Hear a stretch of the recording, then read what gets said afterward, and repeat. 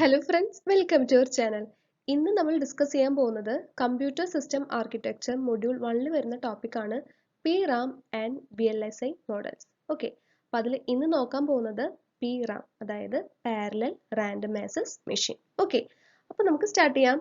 അതിനു മുന്നായിട്ട് ആദ്യമായിട്ടാണ് ചാനൽ കാണുന്നതെങ്കിൽ നിങ്ങൾക്ക് ഇഷ്ടപ്പെടുകയാണെങ്കിൽ ചാനൽ സബ്സ്ക്രൈബ് ചെയ്യുക, ലൈക്ക് ചെയ്യുക, അതുപോലെ തന്നെ ഷെയർ ചെയ്യുക. Okay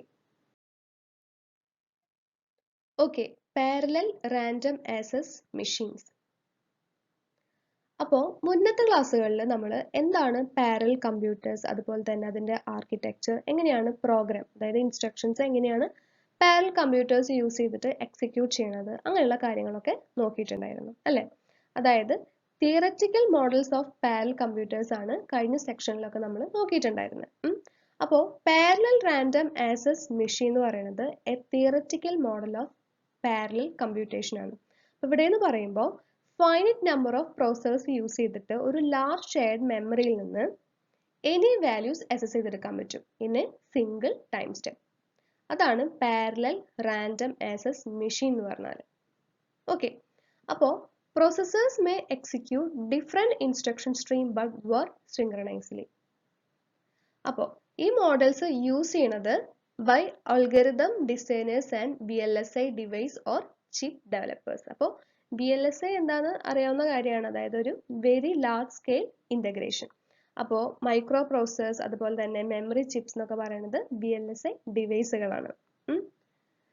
the ideal model provide a convenient framework for developing parallel algorithm without worry about the implementation details or physical constraints. Then, the models can be applied to obtain theoretical performance bound on parallel computers. അപ്പോൾ use ചെയ്യുന്നതിനാണ്, അതായത് theoretical performance നോക്കാനായിട്ട് bounds on parallel computers, അതുപോലെ തന്നെ estimate VLSI complexity on chip area and execution time before the chip is fabricated. Okay.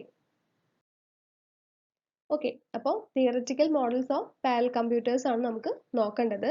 അതിൽ first നോക്കേണ്ടത് time and space complexities നമുക്ക് നോക്കണം. Then RAM, random access machine, then parallel random access machine, then variants of PRAMs നമുക്ക് നോക്കണം.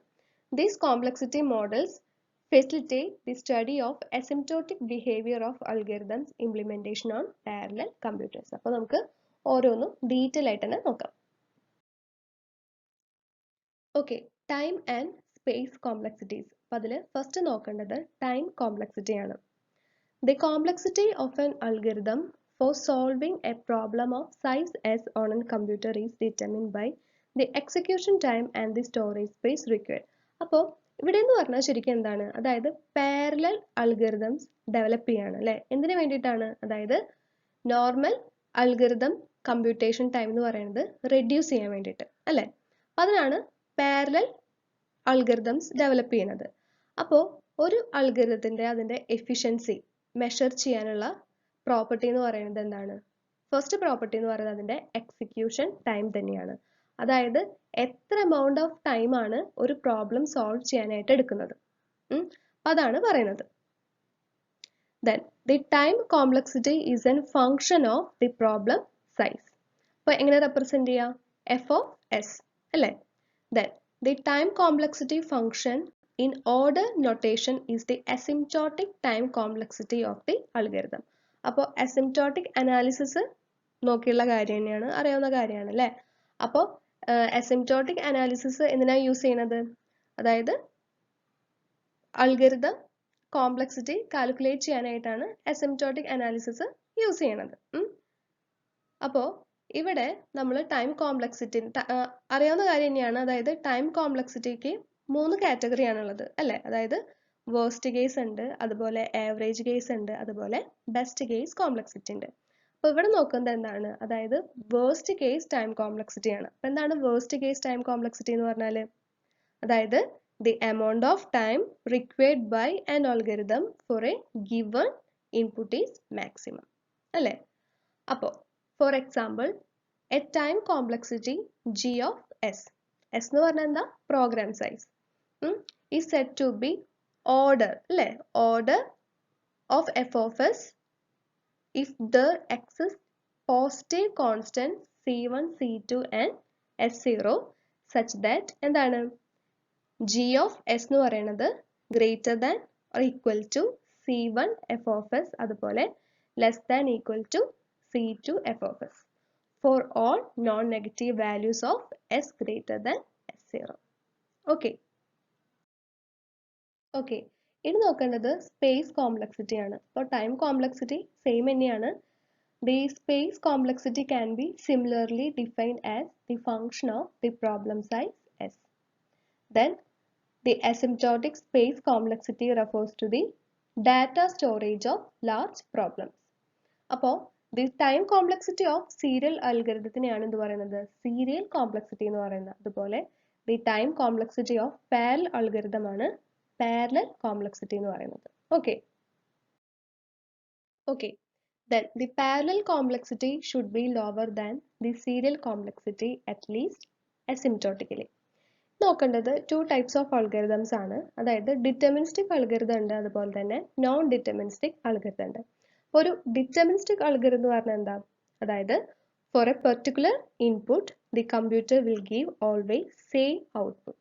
അതായത് same step കൂടി ആയിരിക്കും follow ചെയ്തുകൊണ്ടിരിക്കുക. ഓക്കെ, സെയിം സ്റ്റെപ്പ് തന്നെയാണ് ഫോളോ ചെയ്യുന്നത്. അവിടെ എന്ന് പറയുന്നത് നെക്സ്റ്റ് സ്റ്റെപ്പ് ഓഫ് എക്സിക്യൂഷൻ എന്ന് പറയുന്നത് ഡിറ്റർമിൻ ചെയ്യാൻ പറ്റും. ഇനി ഒരു നോൺ ഡിറ്റർമിനിസ്റ്റിക് അൽഗരിതം ആണെങ്കിലോ അവിടെ for a particular input the computer will give different output on different execution. അതായത് നെക്സ്റ്റ് സ്റ്റെപ്പ് ഓഫ് എക്സിക്യൂഷൻ എന്ന് പറയുന്നത് ഡിറ്റർമിൻ ചെയ്യാനായിട്ട് പറ്റില്ല. കാരണം എന്താ, അതായത് അൽഗരിതം എന്ന് പറയുന്നത് എന്താ, മോർ ദാൻ വൺ പാത്ത് ആണ് എടുക്കുന്നത്. ഓക്കെ, അതാണ് പറയുന്നത് we consider only deterministic algorithm in which every operational step is uniquely defined in agreement with the way programs are executed on real computers. A non-deterministic algorithm contains operations resulting in one outcome from a set of possible outcomes. അപ്പോൾ എല്ലാ use ചെയ്യുന്ന എല്ലാ algorithms എന്ന് പറയുന്നത് എന്താണ്, അതായത് deterministic algorithm ആണ്. Non deterministic വെച്ചിട്ട് ഒരിക്കലും ഒരു പ്രോബ്ലം എന്ന് പറയുന്നത് ഒരു പോളിനോമിയൽ ടൈമിൽ സോൾവ് ചെയ്യാനായിട്ട് പറ്റില്ല, ഒരു പ്രോബ്ലം സോൾവ് ചെയ്യാൻ പറ്റില്ല. Okay, there exists no real computers that can execute non-deterministic algorithms. Okay. Okay, അപ്പോൾ ഇനി നമുക്ക് നോക്കേണ്ടത് PRAM മോഡൽസ്. അപ്പോൾ അതിന് മുന്നായിട്ട് എന്താണ് റാൻഡം ആക്സസ് മെഷീൻസ് നോക്കണം അല്ലേ. Okay, conventional uniprocessor computers have been modeled as random access machines. Okay. Then PRAM, അതായത് parallel random access machine. നമ്മൾ നേരത്തെ പറഞ്ഞതാണ് എന്തിനാണ് യൂസ് ചെയ്യുന്നത്, അതായത് this model for modeling idealized parallel computers with zero synchronization or memory access overhead. അപ്പോൾ this PRAM model will be used for parallel algorithm development and for scalability and complexity analysis. അത് നമ്മൾ already discuss ചെയ്ത് കഴിഞ്ഞു അല്ലേ, time complexity അതുപോലെ തന്നെ space complexity ഒക്കെ. Okay, അപ്പോൾ എന്ന് പറയുന്നതാണ് PRAM model of A multi processor system. ഇവിടെ എന്ന് പറയുമ്പോൾ ഷെയർഡ് മെമ്മറി ഉണ്ട്, then n number of processors ഉണ്ട്. നേരത്തെ പറയുന്നതാണ് പ്രോസസ്സേഴ്സ് എന്ന് പറയുന്നത് എന്താ, ടൈറ്റ്ലി സിങ്ക്രണൈസ്ഡ് ആണ് അല്ലേ പെർഫോമൻസ് എന്ന് പറയുന്നത്. അപ്പോൾ ഇവിടെ റീഡ് ഓപ്പറേഷൻ അതുപോലെ തന്നെ കമ്പ്യൂട്ടേഷൻ റൈറ്റ് ഓപ്പറേഷൻ എന്നുള്ളത് പെർഫോം ചെയ്യുന്നു. അപ്പോൾ figure 2 PRAM model of a multi-processor system with shared memory on which all n processors operate in lockstep in memory access and program execution operations. Then each processor can access any memory location in unit time. അല്ലേ, ഏതൊരു ഇപ്പോൾ പ്രോസസ്സേഴ്സിനെ പറയുന്നത് എന്താണ്, അതായത് processing elements എന്നും കൂടെയാണ് പറയുന്നത്. അപ്പോൾ എന്ന് പറയുമ്പോൾ ഓരോ പ്രോസസ്സേഴ്സിനും ഷെയർഡ് മെമ്മറിയിൽ ഏത് ലൊക്കേഷനിലും ഏത് വാല്യൂ വേണമെങ്കിലും എന്ത് ചെയ്യാൻ പറ്റും, ആക്സസ് ചെയ്തെടുക്കാനായിട്ട് പറ്റും. ഓക്കെ, അപ്പോൾ ഈ ഷെയർഡ് മെമ്മറി എന്ന് പറയുന്നത് ഒന്നുകിൽ ഒരൊറ്റ ഷെയർഡ് മെമ്മറി ആയിരിക്കാം, അല്ലെങ്കിൽ ഓരോ പ്രോസസ്സേഴ്സിനും ഡിസ്ട്രിബ്യൂട്ട് ചെയ്ത് കൊടുക്കാം. ഓക്കെ. ഓക്കെ, അപ്പോൾ നേരത്തെ പറഞ്ഞത് തന്നെയാണ് അവിടെ n പ്രോസസ്സേഴ്സ് ഉണ്ടായിരുന്നു അല്ലേ? And n processor PRAM has a globally addressable memory. അപ്പോൾ ഷെയർഡ് മെമ്മറി എന്ന് പറയുന്നത് can be distributed among the processors or centralised in one place. അതുപോലെ n processors also call processing elements. Then അത് operate ചെയ്യുന്നത് എങ്ങനെയാണ്? Operate on in synchronise read memory, compute and write memory cycle. With shared memory, the model must specify how concurrent read and concurrent write of memory are handled. Okay. Okay. അപ്പോൾ PRAM model നമ്മൾ നോക്കി. നമുക്ക് നോക്കേണ്ടത് അതിൽ വരുന്ന steps ആണ്. Okay, first സ്റ്റെപ്പിൽ എന്താ പറയുന്നത്? The machine size n can be arbitrarily large. Then second സ്റ്റെപ്പിൽ പറയുന്നത് the machine is synchronous at the instruction level. അതായത് ഓരോ പ്രോസസ്സേഴ്സും എന്ത് ചെയ്യുന്നു? അതിൻ്റെ ഇൻസ്ട്രക്ഷൻസിനെ എക്സിക്യൂട്ട് ചെയ്യുന്നു. Each processor is executing its own series of instruction and the entire machine operates at a basic time step. അപ്പോൾ within each cycle each processor execute exactly one operation, അല്ലെങ്കിൽ എന്ത് ചെയ്യും? അതെന്ന് പറയുന്നത് ഐഡിയൽ സ്റ്റേറ്റിലേക്ക് പോകും. ഓക്കെ, അപ്പോൾ an instruction can be any random access machine instruction. അതായത് എന്തായിരിക്കാം? ഫെച്ച് ഓപ്പറൻസ് ഫ്രം മെമ്മറി, അല്ലെങ്കിൽ എന്ത് ചെയ്യാം? ALU ഓപ്പറേഷൻസ് ആയിരിക്കാം. ALU operations on the data, അല്ലെങ്കിൽ ഫൈനലായിട്ട് എന്ത് ചെയ്യുക? സ്റ്റോർ ഇൻസ്ട്രക്ഷൻ അല്ലേ? അതായത് store the result back in memory. Then third സ്റ്റെപ്പിൽ നോക്കേണ്ടത് all processors implicitly synchronise on each cycle. അതായത് അവിടുത്തെ സിങ്ക്രണൈസേഷൻ ഓവർ ഹെഡ് എന്ന് പറയുന്നത് എന്തായിരിക്കും? 0 ആയിരിക്കും. ദെൻ കമ്മ്യൂണിക്കേഷൻ എന്ന് പറയുന്നത് പോസിബിൾ ആവുന്നത് എങ്ങനെയാണ്?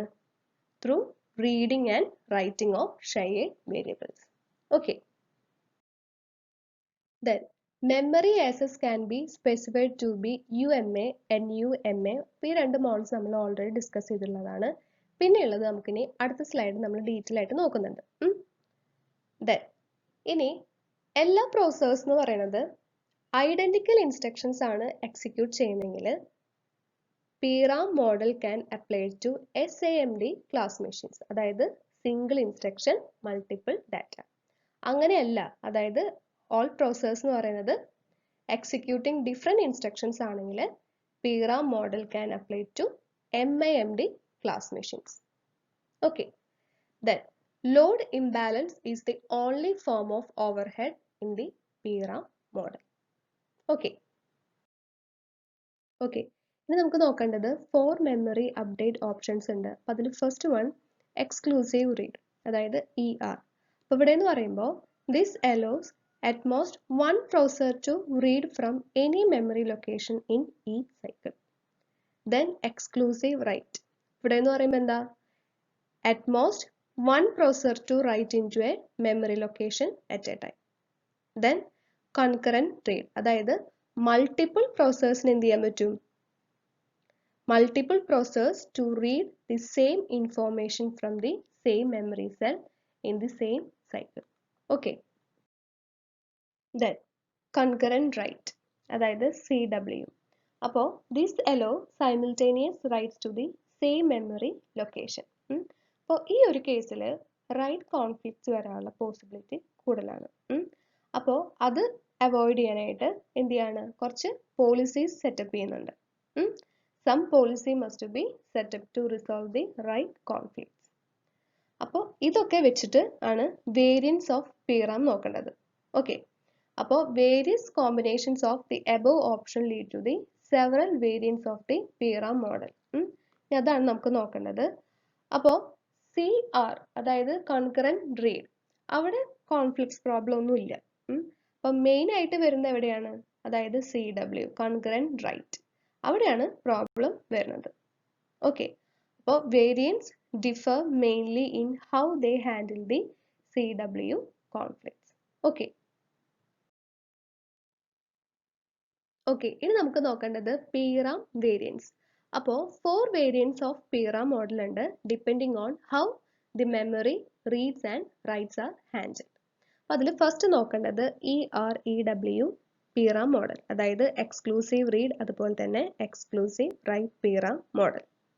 അപ്പോൾ ഇവിടെ എന്ന് പറയുമ്പോൾ എങ്ങനെയാണ്? അതായത് മോർ ദാൻ വൺ പ്രോസസ്സിന് സെയിം മെമ്മറി സെല്ലിന് എന്ത് ചെയ്യാൻ പറ്റും, റീഡ് ചെയ്യാനും പറ്റും, അതുപോലെ റൈറ്റ് ചെയ്യാനും പറ്റും.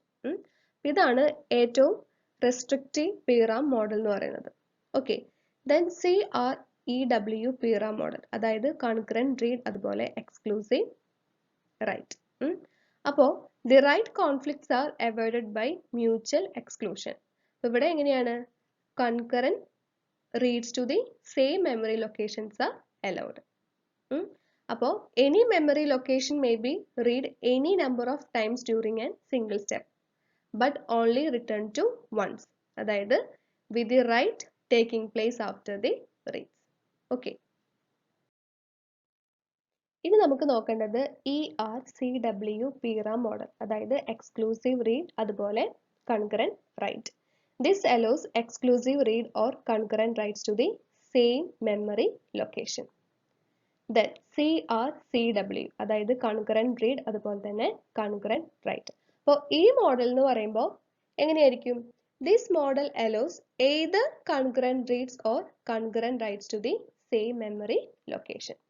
അപ്പോൾ നേരത്തെ നമ്മൾ പറഞ്ഞു, അതായത് concurrent write ഓപ്പറേഷൻ വരുമ്പോൾ അവിടെ റൈറ്റ് കോൺഫ്ലിക്ട്സ് വരാനുള്ള പോസിബിലിറ്റി എന്ന് പറയുന്നത് കൂടുതലാണ് അല്ലേ. അപ്പോൾ അങ്ങനെയുള്ള പ്രോബ്ലം സോൾവ് ചെയ്യാനായിട്ട് കുറച്ച് റൂൾസ് യൂസ് ചെയ്യുന്നുണ്ട്. വേറെ ഒന്നുമല്ല, അതായത് പ്രയോറിറ്റി കൊടുക്കുക പ്രോസസ്സിന്. അതാണ് പറയാൻ പോകുന്നത്. അപ്പോൾ A CRCW PRAM model must define some rules for resolving multiple writes, such as giving priority to the lowest numbered process or choosing among process randomly. അതായത് പ്രോസസ്സിന് എന്ത് കൊടുക്കാം, പ്രയോറിറ്റി കൊടുക്കാം. അപ്പം അങ്ങനെ വരുമ്പോൾ റൈറ്റ് കോൺഫ്ലിക്ട്സ് വരാനുള്ള പോസിബിലിറ്റി എന്ത് ചെയ്യാം, റിസോൾവ് ചെയ്യാൻ പറ്റും. ഓക്കെ ഫ്രണ്ട്സ്, അപ്പോൾ അത്രയേ ഉള്ളൂ. സിമ്പിൾ ടോപ്പിക്കാണ് നമ്മളിന്ന് ഡിസ്കസ് ചെയ്തിട്ടുള്ളത്. നിങ്ങൾക്ക് മനസ്സിലായെന്ന് ഞാൻ വിചാരിക്കുകയാണ്. അപ്പോഴും നമുക്ക് അടുത്ത ക്ലാസ്സിൽ കാണാം. പിന്നെ ഒരു ചെറിയൊരു ടോപ്പിക്കും കൂടി ഉള്ളൂ, അതുകൊണ്ട് കഴിഞ്ഞാൽ നമ്മുടെ മൊഡ്യൂൾ 1 കംപ്ലീറ്റ് ആയി. അത് കഴിഞ്ഞിട്ട് പിന്നെ നമ്മൾ മുന്നേ വന്നിട്ടുള്ള എക്സാമിന് വന്നിട്ടുള്ള ക്വസ്റ്റ്യൻസ് ഒക്കെയാണ് നമ്മൾ നോക്കാൻ പോകുന്നത്. അപ്പോൾ നമുക്കിനി അടുത്ത ക്ലാസ്സിൽ കാണാം. അപ്പോൾ അതുവരെ എല്ലാവരും take care and bye bye.